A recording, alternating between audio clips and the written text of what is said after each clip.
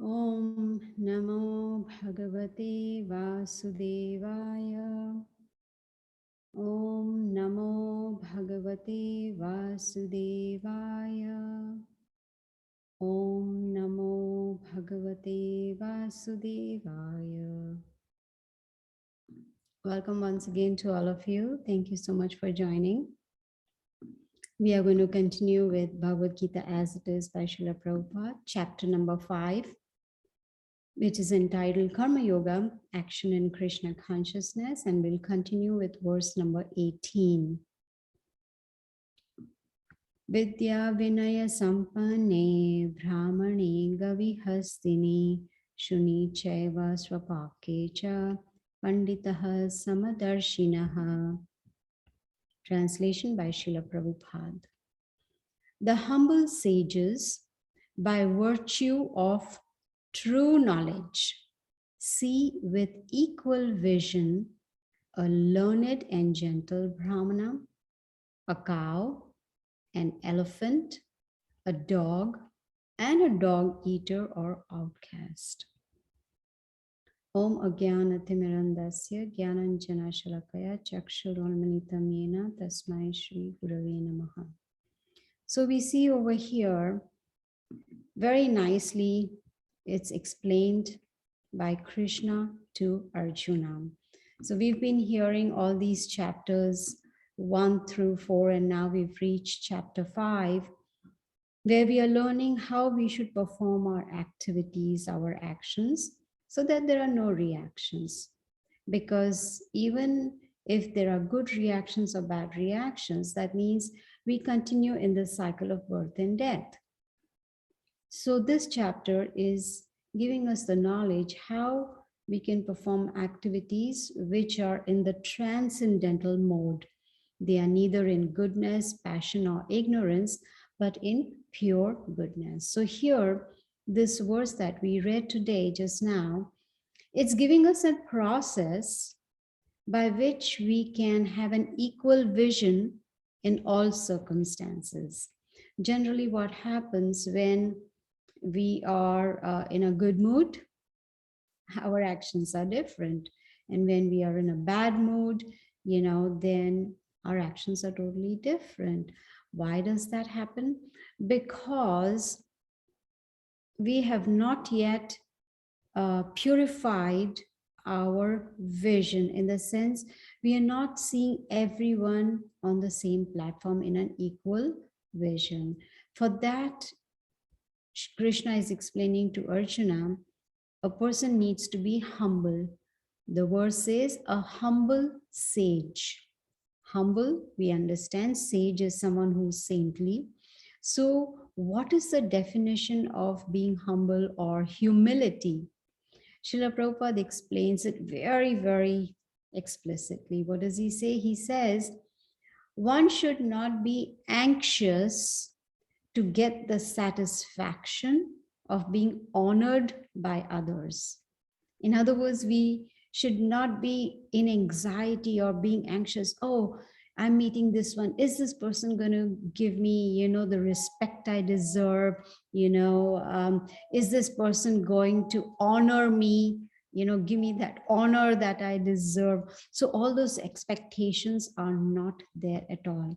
And that even the expectation of having the satisfaction of being honored by others.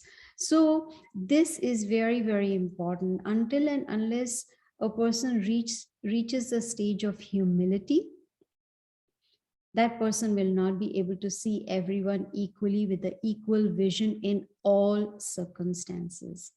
And for that, we are learning in the Bhagavad Gita how we can gradually become conscious of the Supreme Lord. We have to become conscious. And that is only possible when we have knowledge, when we understand who we are, who is God, how does this material nature work, what is eternal time, how does karma work, that we are learning in chapter 5. So when we reach that stage of pure consciousness, where we have answers to all these questions with the help of knowledge, then that person will be able to treat everyone equally. Why? Because that person will understand that the Supreme Lord is there in each and everyone's heart. He is there as the super soul.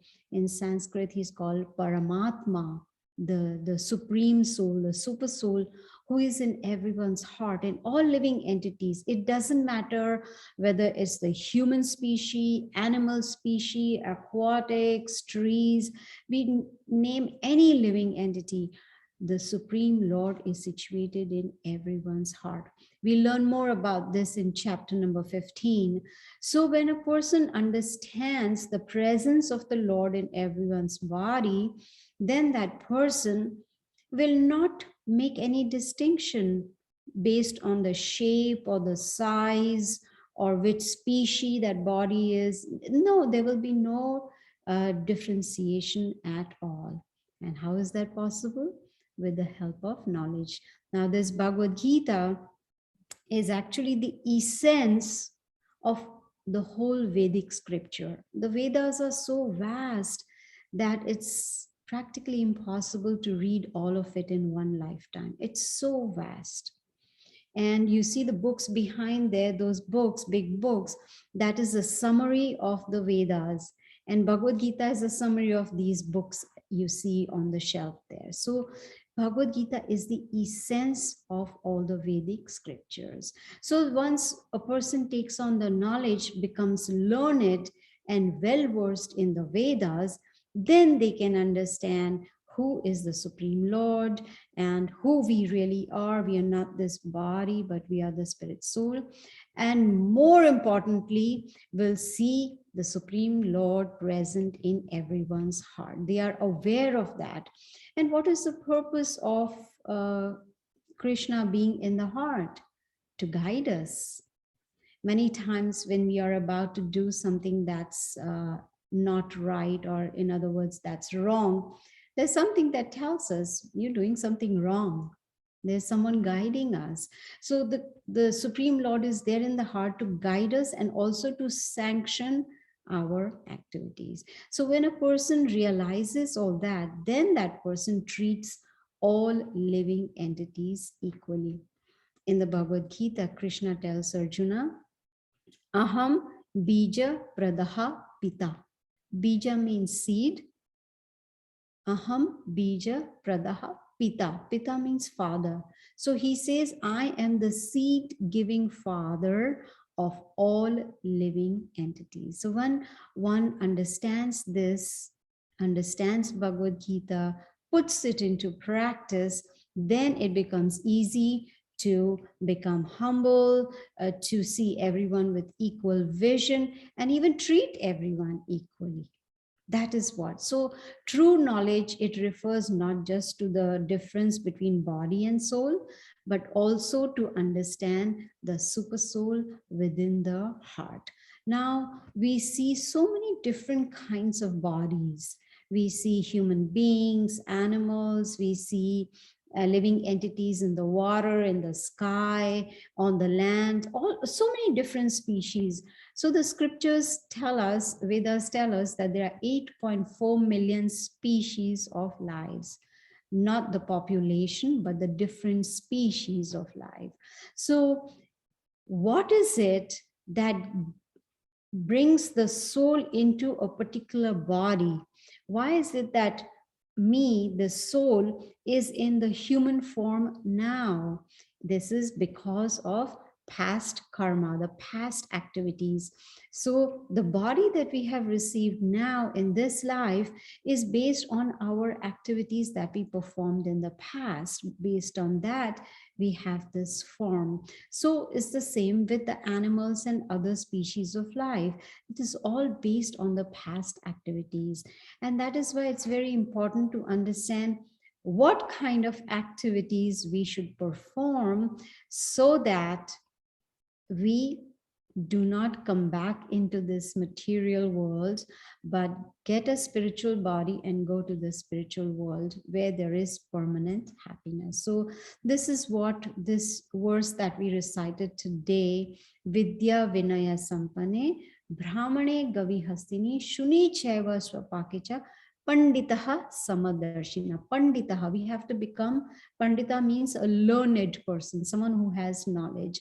So a humble sage is humble because of being learned, has taken on the knowledge and put it into practice. So this is what we learned from this verse that we recited a few minutes ago, which was 18. And then in the very next verse, number 19, Krishna is giving a formula. Just like in the laboratories, we have formulas, to mix this, and then you get something else out of it. There's a formula to that. Or even in mathematics, there is formula. So here, Krishna is giving us a formula how we can go back to the spiritual world. And the first step is one has to have an equal vision, equanimity, which means a person is, not bewildered by attraction or hatred. There is equanimity of the mind. How? By taking on knowledge. How do we get knowledge? By hearing about it and then practicing it. And then a person comes to a stage which is called self-realized. Who we are, the self, about the soul, that's the realization one gets. And then a person is considered to be on a liberated platform, which means has already attained liberation from anxieties, liberation from miseries. And not only that, Krishna says that such a self-realized person can easily come out of the cycle of birth and death. What we have been going through is being born, birth, then, there is disease, then there is old age for most of us. Some die young, but there is old age. And then finally, it is death. So this is a cycle that is mentioned in the Bhagavad Gita. And here Krishna is giving us a formula how to liberate ourselves from this material world. And in the very next verse, number 20, he gives the symptoms of someone who is self-realized or liberated. Do you think we need those symptoms? We need the knowledge? Definitely, because until and unless we know what are the symptoms, we cannot really understand, am I liberated or I'm not yet liberated? Just as, when, of course, everyone believes Google to be God, any information you want, you put it in Google and bam, you get the information. Like in fact, if you want, to know the symptoms of COVID, just type in and there will be a list, of symptoms. So similarly here, Krishna is giving the symptoms of someone who is liberated or self-realized. The first thing is that person is not in illusion. Most people are in illusion. There are different kinds of illusion. It could be, one illusion could be, I'm never going to grow old. Another illusion could be, I'm never going to die. Another illusion could be that, we can have so many different kinds of illusions, but the biggest one is, there are 7 wonders of the world, but the 8th wonder of the world is everyone is going to die, but I am not going to die. That is illusion. There is false identification with the body. A person who is self-realized understands, I am not this body, I'm the spirit soul, understands what is the relationship between all the living entities and the Supreme Lord Krishna, and also understands that we are parts of Krishna. In the Bhagavad Gita, Krishna says, Mamai Vamsha Jivaloke Jiva Bhuta Sanatana. He says that all living entities are my parts. They are part of me. They have come from me and they are Sanatana. Sanatana means eternal. Absolutely, there's no death. That is what we learned in chapter 2 of Bhagavad Gita, where Krishna gives the first instruction, which is the foundation of Bhagavad Gita, is I am not this body. So self-realized person knows one of the symptoms is does not identify with the body, but identifies with the spirit soul within. And not only that, a self-realized person neither rejoices upon getting something, achieving something, and does not even lament if receives something unpleasant. Now, this is very hard to follow, right? If there's something, we are getting some benefits or something useful, it's very hard not to rejoice. And if something bad happens, it's very hard not to lament. But then the whole idea is to come to that stage of humility, become a learned person, a humble sage, and come to that platform where there is neither lamentation nor hankering. In chapter 18, Krishna says, Brahma Bhuta Prasannatma na shochati na kankshati. So a person who has reached that Brahma stage, Brahma Bhuta Prasannatma, is very happy because that person has reached that stage of self-realization or liberation. That person neither laments nor hankers. Why? Because that person is very steady in mind and intelligence, very steady. And that steadfastness of mind comes only with the help of knowledge. And a self-realized person is intelligent, is not bewildered, and knows the science of the Supreme Lord, even knows the science of self. In chapter 2, we learned almost 22 verses on the spirit soul, the qualities of the spirit soul. What is that spirit soul? How do we experience the spirit soul? So this all is science. Actually, Bhagavad Gita, if you remember in chapter 4, the very first verse, Krishna says, Imam Vivasvate Yogam Proktavan Aham Avyayam. He says, this spiritual science was first spoken by me. He calls it spiritual science. He doesn't say this religion was taught by me. Or no, he says that this spiritual science. So this whole Bhagavad Gita is a scientific book. That's why it's called Science of Self-Realization. So once a person takes on this knowledge of Bhagavad Gita, then gradually the illusion is gone. Then gradually bewilderment also is gone. Why? Because Bhagavad Gita is giving us knowledge of everything. He's giving knowledge of living entities, who they are spirit soul, about God, about how karma works, material nature, eternal time, modes of material nature. It teaches us how to avoid the gates leading to hell.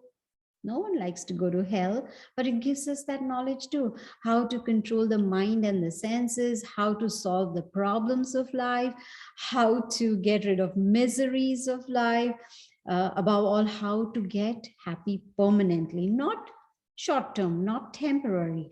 We have noticed, I'm sure all of us have experienced in our lives where we are happy, but that happiness doesn't last for long. It has a beginning and it has an end. This is what we learn even again in chapter number 18. So all these questions that, I was talking about, how to avoid gates leading to hell, etc. Are these questions familiar? Absolutely. Are there any answers to them? Absolutely. In Bhagavad Gita, we'll find answers to all the questions we may have in our lives. So when a person reaches that stage of self-realization with the help of knowledge, it's not blind faith. It's not just because I'm saying it and you agree to it. No, it is there in the Bhagavad Gita. So when a person becomes self-realized with the help of knowledge, then that person reaches the stage of transcendence. Then even though living in this material world, going to a job, taking care of family, saving money, buying a house, buying a car, all these activities can be performed. But only thing, such a person operates on a different consciousness. Then his consciousness is Krishna consciousness. He becomes conscious of the Supreme Lord and performs the activities in such a way.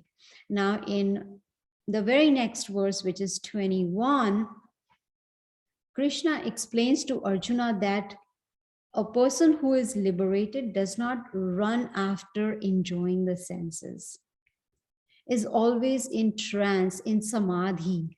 Even though that person is working, that person may be an IT professional, maybe a doctor, engineer, whatever profession it may be, does not matter. The activities are performed, but the consciousness is completely focused on the Supreme Lord. So such a person is called to be working and yet in samadhi, in trance. Why? Because that person enjoys within. We are always looking for enjoyments without. Outside, we are looking for enjoying the senses. But a self-realized person is happy within. And the happiness of such a person is unlimited. Why? Because the consciousness has now been changed from material to spiritual. Complete focus is there. That person is following the Bhagavad Gita and absorbed in loving service to Krishna. Why? Because that gives him the highest pleasure. Then there is no need to run after temporary sense gratification. In other words, we can say to replace sensuality with spirituality. And how is that possible? By concentrating the mind on the Supreme. And a very simple method that we talk about every Tuesday is mantra meditation. When we chant the holy names, we get connected with the Supreme Lord through the chanting, and that gives us the experience of unlimited happiness. So this is what Krishna is explaining to Arjuna in this chapter 5. Now, in the very next verse, number 22, Krishna says that only the intelligent people do not take part in the sources of misery. And what are these miseries? These miseries actually, they are due to our contact with material nature. If we associate ourselves on the material platform, then definitely it's going to be a source of misery. All we need to do is, it doesn't mean that we should not use our senses. Definitely we should use them, but we need to spiritualize them. If we spiritualize our senses with the help of mantra meditation, then a person will feel happiness within. How many people in this world are happy within? Not many, just a few. Why? Because of lack of knowledge. They haven't received the knowledge that gives the process by which a person can become self-realized. So the wise people, those who are wise, who have wisdom, they do not delight in material senses, does not go running after temporary sense gratification. We can use a formula: sense gratification equals to misery. If we can just remember that, sense gratification equals to misery. So why is it called, misery? No, it's very simple. In chapter 2, Krishna explains that when the material senses come in contact with sense objects, so there are different sense objects.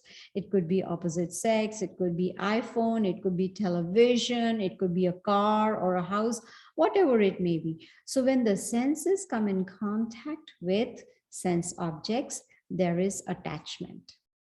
Isn't it so? We see something and then a desire develops. I want it. I need it. I absolutely need it. So this is how the mind starts working. So there is attachment. And when there is attachment, then there is hankering for that object, sense object. I want it somehow or the other. And unfortunately, when our desire is not fulfilled, then Krishna says that leads to anger. And anger leads to bewilderment of memory, and that leads to loss of intelligence. And then a person falls down in consciousness. So you see, how did it all start? With the senses coming in contact with sense objects. So it's important to purify the senses. With the help of knowledge, understand how to use the senses in the right way so that it doesn't lead us to a fall down. But a person who is liberated or who is self-realized understands these temporary sense gratification, does not want to give up permanent happiness for short-lived happiness. Now, it is mentioned in the scriptures that Krishna is the reservoir of all pleasure. So if he is the reservoir, why don't we just go to the reservoir, the source of pleasure, and then all that we will get is pleasure? Why unnecessarily work hard, for getting more and more and more? I remember I was listening to a lecture of a devotee. He was in California. This was just a few years ago. And he said, he was talking about his own experience. And he said that, I've been doing 2 jobs. I've been really working hard.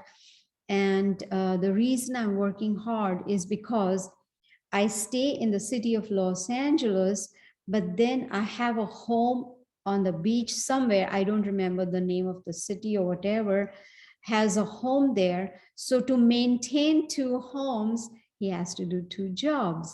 And also he wants to save money so that after he retires, he can move to that other house on the beach where he can sit on the rocking chair and rock and enjoy the view. And he said, one day I noticed that after working so hard, I came to my beach house and I see my dog on the rocker is enjoying the view while I am slogging like a dog. Why? Because of so many desires. Okay, I have one home, but now I want another one at the beach. Well, there's nothing wrong with it as long as we do not forget spirituality. If spirituality is not there in our lives, then we are definitely going on the wrong path. So here, why one should work so hard for sense gratification when Bhagavad Gita teaches us that this human form of life is meant for self-realization. Why?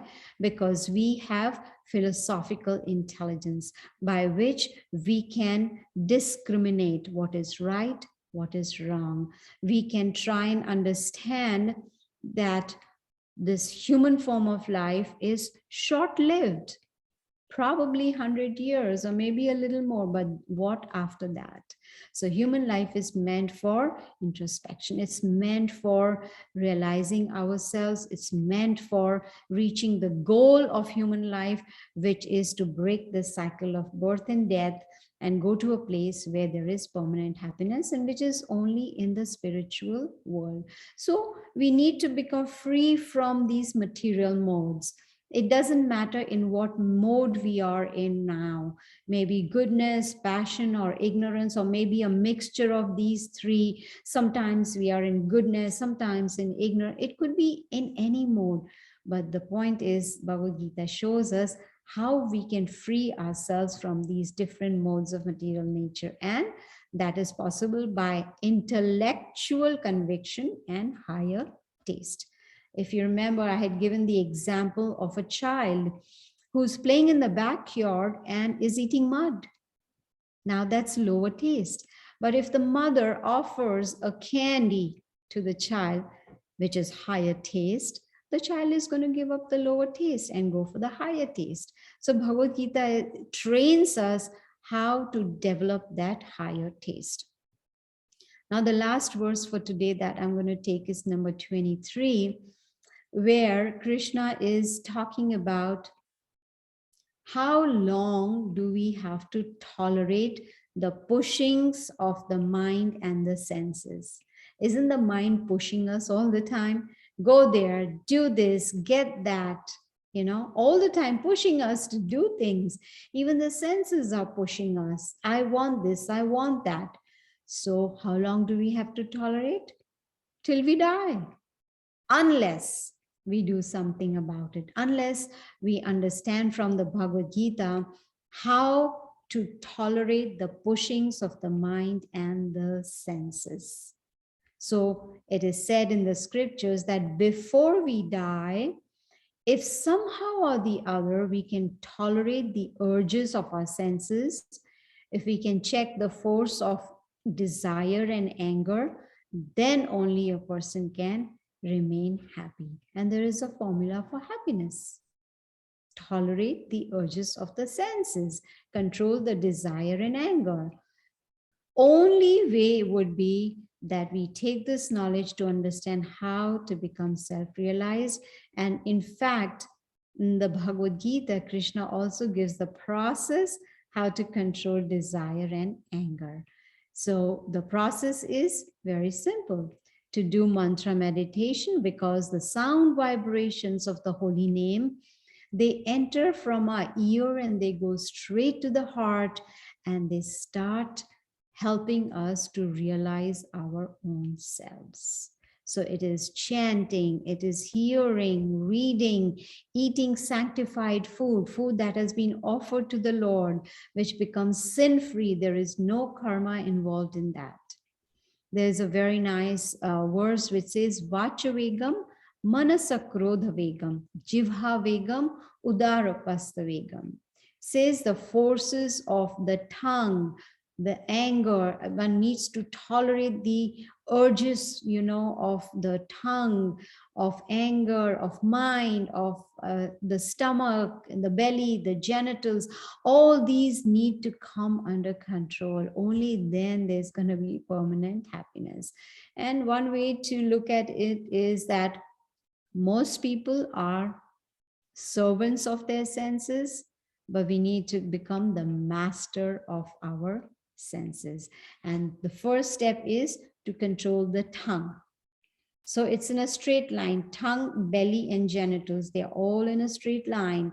If we can control the topmost, which is the tongue, then belly and genitals will automatically come under control. Now, how do we control the tongue? There are two things.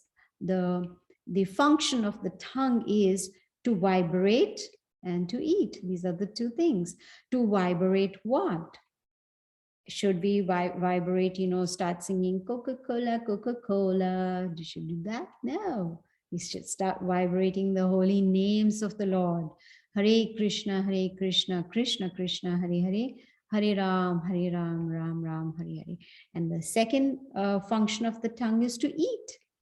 Why not eat sanctified food, which is called prasadam? When we offer our vegetarian food to the Lord, the sin of killing the vegetables for our sense gratification, those sins are taken away. All we get is purified food, which is also called sanctified food, which actually even purifies the finer brain tissues. It's it just does not purify the body and the senses, but also the finer brain tissues are also purified. And once we start this process, then gradually the realization comes about by the mercy of Krishna. So what do we start with? Practicing control of the tongue. And it is actually the duty of all human beings to live like human beings. We are actually spiritual beings right now having a human experience because we are spirit souls. This body is not spiritual. This body is material. Now, all this knowledge that we are hearing from Bhagavad Gita, it seems to be kind of difficult, No, it's not difficult. Maybe a little bit difficult, but it's not impossible. It is possible. And the self-realization, the path to self-realization begins with chanting of the mantra, the Maha Mantra, and that is called mantra meditation. Now, in this world that we are living in, where there's so much anxiety, so many miseries around, we've seen miseries for the past 2 years since the COVID came in. So much. Actually, during the period of COVID, we realized all the things that we are missing: meeting up with relatives, going out, chanting together, reading together, eating together. All that stopped for the past 2 years. Now, gradually, of course, we are getting back. You can say, I don't know if you can say back to normal, I don't know, but it is getting better. So the point is that if we make this mantra meditation or daily meditation, then we will see the change in our consciousness. So as we always do for towards the end of the class, we do a little bit of mantra meditation. So it can be done with chanting beads, or it can be done without beads. It doesn't matter. Oh, yes, you have it. Very nice. So just to demonstrate to you, I will just chant for a few minutes so you get the hang of it. And of course, in the chat, oh, I just saw greetings from Wilson, North Carolina, Cherokee. Thank you so much. So here is the list of the links, the Zoom link for like Tuesday classes, the Facebook page in which we can see a lot of, realization posted, WhatsApp group also. But towards the end, you see the Maha Mantra, which is Hare Krishna, Krishna Krishna, Hare Hare. Hare Ram, Ram Ram, Hare Hare. So just please try and see if you can chant along with me and see the difference. It makes you happy. So these are the beads, that I usually use for chanting. So I'll just demonstrate to you just for a few minutes. So please bear with me. Hare Krishna, Krishna Krishna, Hare Hare. Hare Ram, Ram Ram, Hare Hare. Hare Krishna, Krishna Krishna, Hare Hare. Hare Ram, Ram Ram, Hare Hare. Hare Krishna, Krishna Krishna, Hare Hare. Hare Ram, Ram Ram, Hare Hare. Hare Krishna, Krishna Krishna, Hare Hare. Hare Ram, Ram Ram, Hare Hare. Hare Krishna, Krishna Krishna, Hare Hare. Hare Ram, Ram Ram, Hare Hare. Hare Krishna, Krishna Krishna, Hare Hare. Hare Ram, Ram Ram, Hare Hare. Hare Krishna, Krishna Krishna, Hare Hare. Hare Ram, Ram Ram, Hare Hare. Hare Krishna, Krishna Krishna, Hare Hare. Hare Ram, Ram Ram, Hare Hare. Hare Krishna, Krishna Krishna, Hare Hare. Hare Ram, Ram Ram, Hare Hare. Hare Krishna, Krishna Krishna, Hare Hare. Hare Ram, Ram Ram, Hare Hare. So you see, it's very, very simple. So it's my humble suggestion to you that please chant this Maha Mantra on a daily basis, maybe just 10 minutes, start with 10 minutes and see, how it feels. So thank you all so much for, joining today and patiently hearing the Bhagavad Gita. And I sure hope that you can again join next